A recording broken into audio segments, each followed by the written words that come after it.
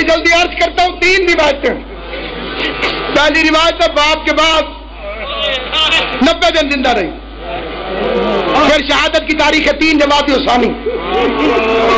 دوسری روایت ہے باپ کے بعد 75 دن زندہ رہی. پھر شہادت کی تاریخ ہے 13 جمادی الاول. 13 جمادی الاول. تیسری روایت ہے باپ کے بعد 40 دن زندہ رہی. محمد کے چہلم والے دن روتی ہوئی چلی گئی زہرا.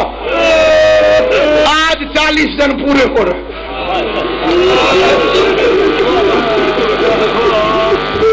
8 ربیع الثانی یہ حسن اور محمد کے چہلم کا دن ہے.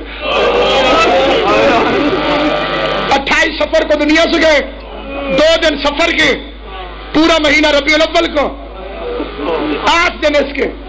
آج 40واں دن. آج آخری دن کی مہمان ہے حسن حسین کے پاس. میرا سوال ہے پوری دنیا سے 18 سال کی مستور کیا بوڑھی ہوتی؟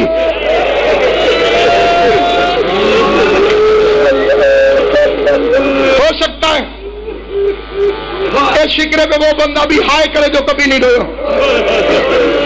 کربلا میں جتنی عمر حسین کی علی اکبر کی تھی مدینے میں اتنی عمر محمد کی زہرا کی. 18 سال کی عمر میں سیدوں کی دادی کے سارے بال سفید ہو. پہلی پیشی سے واپس آئی ہے زینب عالیہ نے نہیں پہچانا.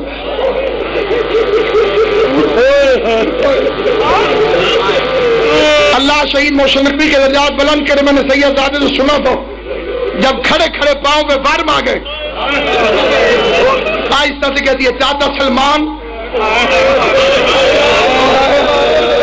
حاکم سے کہے میں اتنی دیر کھڑی رہنے کی عادی نہیں. حاکم سلمان سے کہتے زہرا سے کہو اب یہ منبر تیرے باپ کا نہیں.